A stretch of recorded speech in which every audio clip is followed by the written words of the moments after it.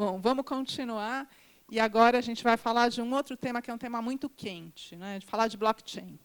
E, para isso, a gente está fazendo uma coisa que são poucas pessoas que têm isso. Eu vou te dizer que é um privilégio. Juliana quer falar 2 anos em seguida no nosso evento. Porque o ano passado a gente convidou a Juliana para falar sobre esse tema de blockchain, mas muita coisa aconteceu. Uma tecnologia extremamente relevante, então tem muita coisa diferente. Então, a gente convidou ela de novo, porque ela mandou bem pra caramba. Mulher poderosa, empreendedora, sabe pra caramba sobre isso. Então, vem para cá, que para mim é um orgulho ter você aqui de novo. E a Juliana vai falar sobre blockchain, é realmente impenetrável. Ela é sócia fundadora da Coinwise, uma startup cujo propósito é desenvolver produtos e soluções que possibilitem a ampla adoção de blockchain e criptomoedas. É PhD em Ciências da Computação, foi sócia fundadora da Capture, fintech adquirida pelo Unibanco em 2005. Muito obrigada por estar com a gente mais uma vez. Muito obrigada. É sempre um prazer estar aqui. É o 2º ano, então, para mim, é muito importante todo esse retorno, Maria Rita. E eu estou aqui hoje como empreendedora, mas também como investidora, há 3 anos no universo dos blockchains e das criptomoedas, esse mundo tão controverso, né? Antes de começar a apresentação, vou dar um breve overview do porquê que eu entrei nesse segmento e o que me atraiu nos blockchains e nas criptomoedas, como investidora e como empreendedora, porque, afinal de contas, eu dedico o meu tempo a isso.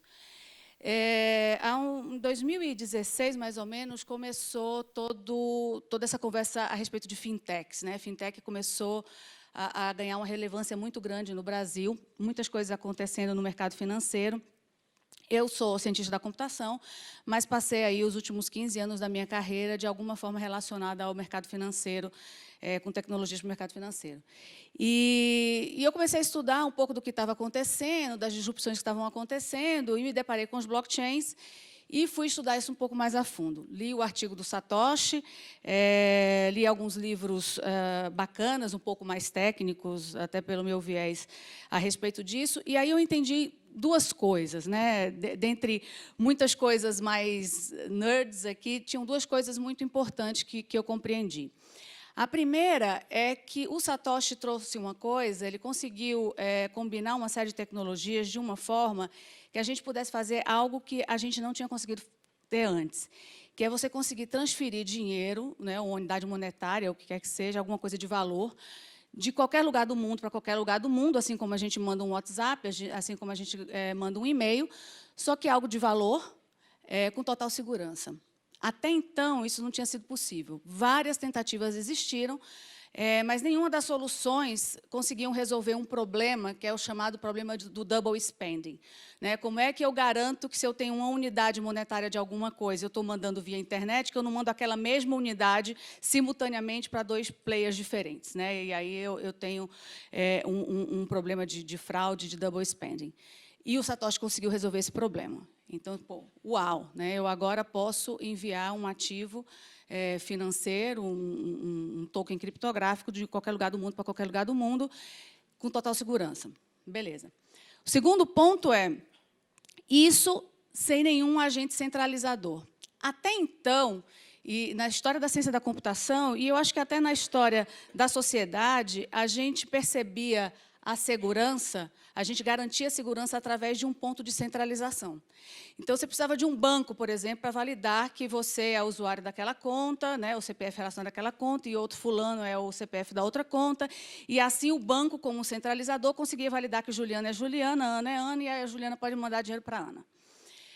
Os cartórios, né, e vários outros serviços nossos são baseados num agente centralizador.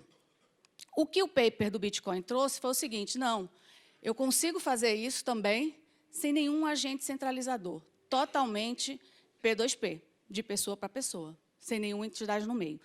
E aí eu disse, uau, né? Isso, de fato, vai mudar o mundo das transações financeiras, e foi por isso que eu entrei. Ano passado, quem estava aqui ano passado? Algumas pessoas, tá. Ano passado, eu fiz um trocadilho com o meu conterrâneo Falcão, eu sou cearense também, e o tema da minha palestra foi blockchain não é tudo, mas é 100%. Isso fez tanto sucesso que virou uma camiseta, que é a que eu estou hoje aqui. E várias pessoas acabaram pedindo essa camiseta, e a gente fez aí algumas camisetas dessas por aí. A comunidade cripto gosta pra caramba. Mas eu trouxe... o tema foi esse, porque, naquele momento, a gente estava querendo trazer um pouco mais de sobriedade. Ano passado, nessa época, o mercado já estava um pouco azedo, mas ainda sofrendo o hype de 2017. E aí a minha palestra foi um pouco mais sóbria, dizer o seguinte: o blockchain é bacana pra caramba, mas não resolve todos os problemas do universo como as pessoas querem e mostram para a gente. Então, um pouco mais de sobriedade. Dessa vez, eu vou falar de adoção, que eu acho que é o momento que a gente está agora. Desde o momento que a Maria Rita me chamou para fazer essa palestra, que eu acho que foi começo de maio para cá, tanta coisa aconteceu nesse mercado que eu tive que mudar essa apresentação várias vezes. A última ontem, inclusive. Então, hoje, o tema é Juntos e Blockchain Now. E por que eu vou falar de adoção? E essa adoção só vai ser possível com um conjunto de fatores que a gente vai falar aqui. Então, vou começar do princípio. Tá? Vou voltar aí para o nascimento disso tudo, que foi através do Bitcoin. Não sei quantas pessoas aqui têm criptomoedas. Quem tem alguma cripto? Já tem bem mais do que no ano passado. Bom, algumas pessoas não sabem que o blockchain nasceu do Bitcoin e que tudo isso aconteceu por causa do Bitcoin. Então, acho importante a gente voltar um pouco para o princípio, que foi o surgimento do Bitcoin. O artigo do Satoshi foi publicado no dia 31 de outubro de 2008. Né? Vai fazer aí 11 anos esse ano. E ele escreveu mais ou menos isso, tá, no e-mail. Estou trabalhando num artigo, num novo projeto, um sistema de pagamentos eletrônicos, peer-to-peer, sem nenhum centralizador, sem nenhuma entidade de confiança centralizadora. Então, era isso que o artigo dizia.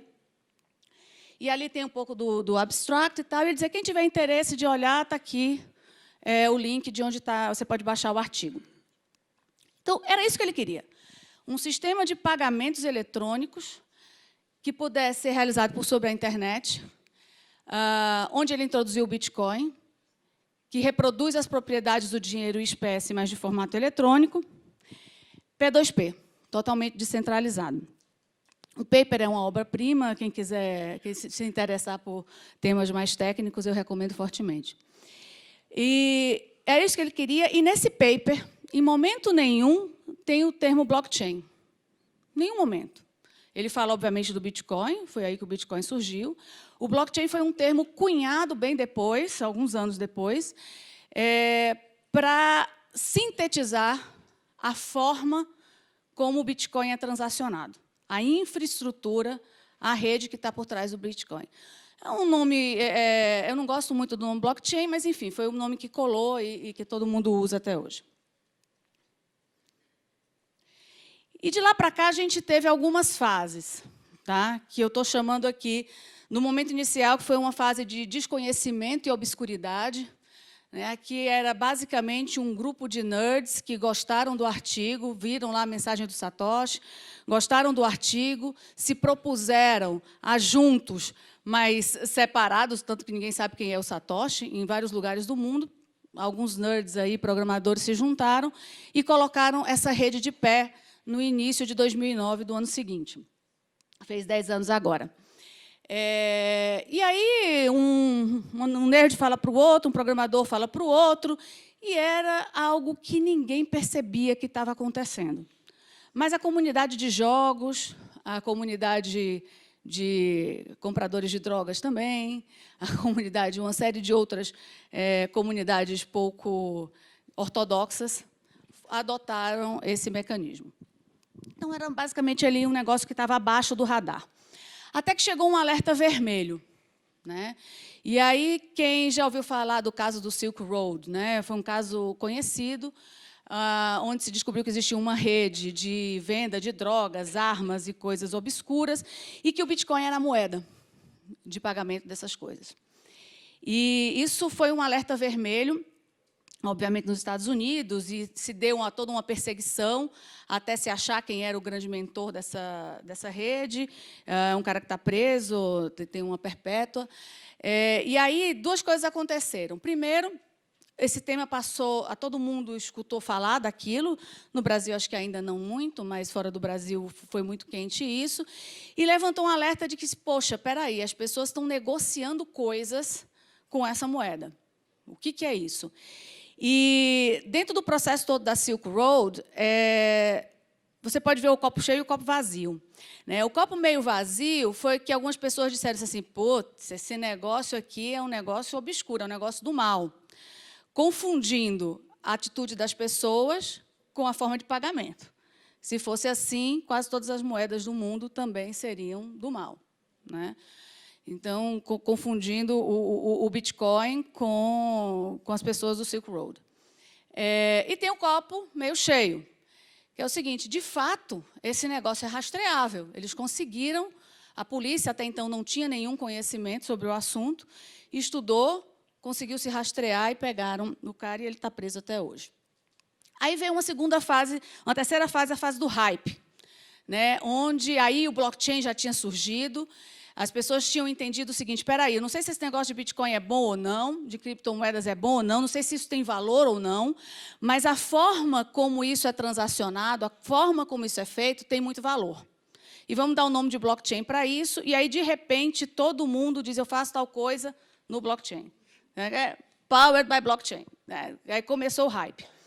E aí teve uma fase de mais hype ainda. Aí eu estou falando de 2017, que, além de blockchain estar muito quente enquanto tecnologia, o Bitcoin deu uma escalada fenomenal. Esse ano a gente já tinha CoinWise e foi um ano muito complicado, porque ninguém queria falar de tecnologia. Todo mundo só queria saber se o Bitcoin ia subir ou ia descer, se podia comprar ou não.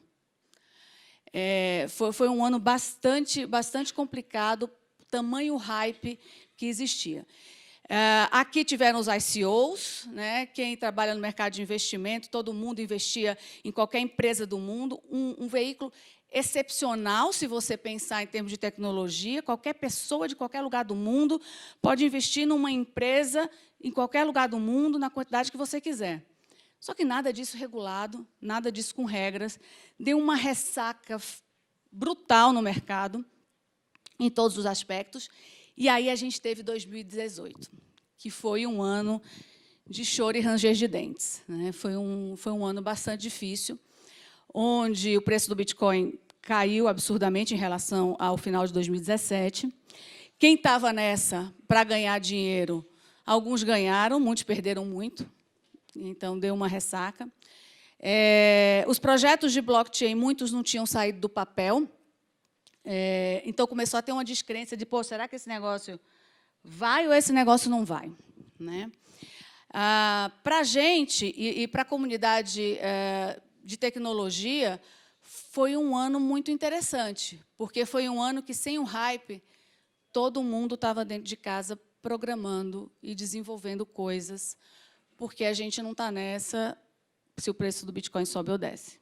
É outra abordagem. E aí a gente entra no que eu estou chamando aqui de um novo patamar de adoção. Para isso, eu vou fazer um pouco de história aqui. Isso foi em 1991, o ano que o Linus Torvalds, o criador do Linux, mandou uma mensagem para alguns amigos, dizendo, é o seguinte, eu desenvolvi aqui um sisteminha operacional, ele é free, é só um hobby, não vai ser nada de grande. Aí ele bota ali no final, não é portável e provavelmente não vai funcionar em nada mais, a não ser num hard disk da IT, e é só o que eu tenho. Algumas pessoas gostaram do que ele tinha feito, era um negócio de nerd, desconhecimento e obscuridade. E isso é 2017. O Linux hoje está em 90% dos servidores da nuvem, 82% dos smartphones são Linux, 62% dos embarcados são Linux, 99% dos supercomputadores do mundo são Linux, 2,3% dos desktops são Linux. E aí, nós, como usuários, a gente diz assim, quem ganhou a guerra dos sistemas operacionais foi o Windows, né? Porque a grande maioria aqui tem o Windows, quem sabe macOS. Não. Quem ganhou essa corrida foi o Linux. E foi um ganho completamente silencioso. O que isso tem a ver com blockchain? Software livre, lembra? Blockchain do Bitcoin, os blockchains públicos são software livres. Não tem dono, você não precisa pagar royalty, nem anuidade, nem nada a ninguém. Qualquer um entra, qualquer um sai, é acessível a todos nós. Não tem dono, é de livre ingresso. No início, era um bando de nerds. Os incumbentes faziam piadas. Eu tenho uma coleção de algumas piadas sobre blockchain. Tenho algumas de Linux também, a Microsoft dizendo que Linux era um câncer e tal. Alguns incumbentes, quer dizer, alguns antigos, grandes, em algum momento resolvem investir. Foi o que aconteceu com o Linux. Algumas empresas grandes olharam e disseram, pô, vou botar uma grana aí na Linux Foundation, vou estimular esses desenvolvedores, ver onde é que isso vai chegar. E aí, de repente, o Linux, cada vez mais invisível, dominou o mundo. E dominou o mundo silenciosamente, mas com suporte de todas essas empresas que estão aí. E é por aí que a gente acha que os blockchains também vão ter sua adoção, com a adoção de grandes players, dos incumbentes. A gente precisa deixar de ser nicho, hoje ainda é algo muito de nicho. Mas os blockchains também estão cada vez mais invisíveis. No começo, a gente tinha um nó, que era o nó do Satoshi, na rede distribuída. Aí depois tiveram mais outros nós, os amigos, teve o auge da distribuição. E hoje, o núcleo descentralizado do blockchain, cada vez mais tem provedores de serviços e empresas que se usam desse blockchain. Até que, se você compra um Bitcoin numa exchange, muita gente não sabe nem o que é blockchain. E é isso que a gente tem tentado desmistificar. Vamos deixar desse negócio powered by blockchain. O blockchain vai ser uma escolha de infraestrutura, assim como você escolhe qual o sistema operacional, qual a plataforma, onde você vai desenvolver. E os blockchains estão indo nesse caminho, eles estão cada vez mais invisíveis, uma série de carteiras e empresas e plataformas sendo criadas ao redor desse grande núcleo. Hoje, esse é um núcleo, simulando o núcleo do Bitcoin, mas para as outras moedas e criptomoedas é do mesmo jeito. E aí, é por aí que a coisa começa. Os grandes também já estão entrando. E aí eu não estou falando de grandes entusiastas, né, já desse mundo. Eu estou falando de grandes players do mercado. Então, a Fidelity lançou o maior sistema de custódia de cripto do mundo. Isso foi no começo do ano. A gente tem ali aquele gráfico, é um gráfico interessante, são empresas que adotaram criptomoedas nos últimos anos e quanto que isso trouxe a mais de clientes para essas empresas, pelo fato dela suportar criptomoedas baseadas em blockchains. Não é tão diferente aqui também. Essa notícia da MoneyGram é bastante nova, acho que é de junho já ainda, junho. A MoneyGram investiu na Ripple, e, com isso, teve 170% das suas ações aí em alta. E o BTG, aqui no Brasil, lançou o primeiro fundo imobiliário baseado também num token criptográfico. E a grande notícia do ano, o Facebook lançando a sua Libra, junto com essa porrada de gente aí, a primeira moeda de uma grande empresa. Existe uma série de controvérsias em relação à Libra. Os puristas dizem, mas é mais uma moeda centralizada do Facebook, quem manda é o Facebook, tem as informações. Eu absolutamente concordo. Eu acho que é uma moeda, sim, centralizada. Eu acho que, sim, ela não pode ser comparada no Bitcoin em muitas coisas, mas eu acho que ela pode ser um grande catalisador da adoção. Sem dúvida nenhuma, o poder de um Facebook aqui é altamente relevante, eu acho que positivo para o ecossistema como um todo. Assim como já tem especulações que, no início do ano que vem, sai a iniciativa da Amazon também. E aí, falando um pouco para vocês, investidores, a minha visão, e aí pegando um pouco da palestra anterior do Ellison,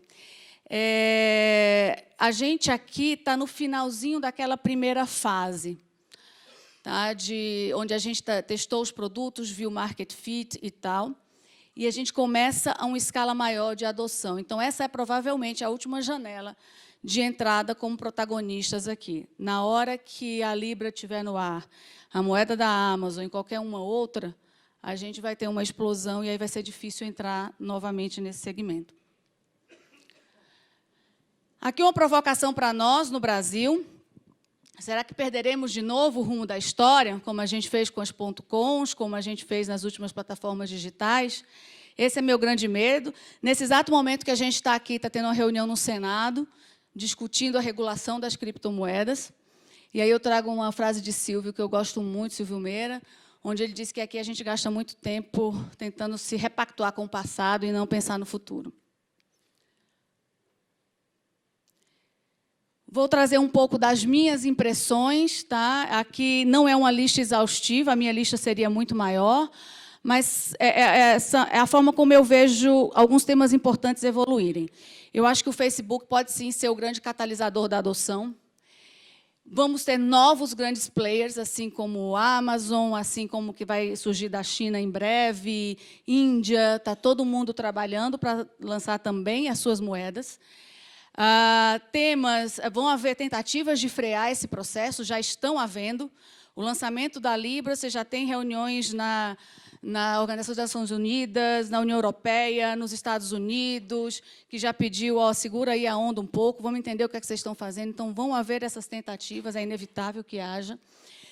Temas como KYC, né, políticas de Know Your Client, políticas de lavagem de dinheiro, anti-lavagem de dinheiro, compliance, rastreamento, todos os temas relacionados a isso vão crescer bastante. Empresas que trabalham com isso vão crescer bastante, porque isso vai ser necessário para suportar esse crescimento e as regulações. Custódia. Custódia de cripto é algo complexo de ser feito, e eu só imagino os institucionais pulando nessa lagoa aí com boas soluções de custódia. A gente tem aqui uma oportunidade, inclusive, para o Brasil, a Fidelity está fazendo isso no mundo. Por regulação, o Brasil tem que custodiar internamente. Novos investidores institucionais. Do ano passado até o primeiro TRI, nunca tantos investidores institucionais compraram criptomoedas. Na surdina, enquanto o preço estava baixo. Nunca tantos investidores compraram criptomoedas. Stablecoins, que são as moedas lastreadas 1 para 1, com paridade com real, com dólar, esse é um outro tema muito forte.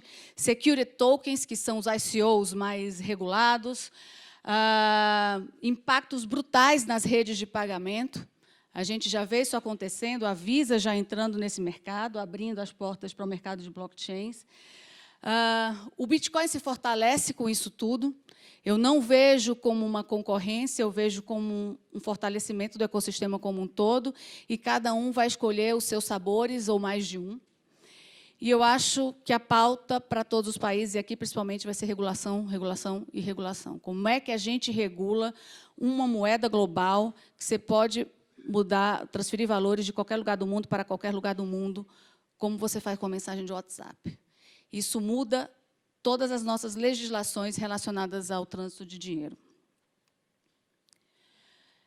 A gente vê uma world domination, assim como teve pelo Linux, até 2030. Eu só tenho 5 minutos. E esse é meu último slide. E por que eu acho que isso é possível? Mas isso é possível com alguns fatores. Quando a gente tiver o blockchain cada vez mais invisível, a gente tiver cada vez mais players grandes e relevantes no mercado, colocando dinheiro, investindo, junto nesse ecossistema, a gente vai conseguir desbloquear a nova fase de adoção dos blockchains, não só para modelos corporativos, quanto para o mercado financeiro. Acho que é isso que eu queria deixar para vocês hoje, em cima do meu tempo.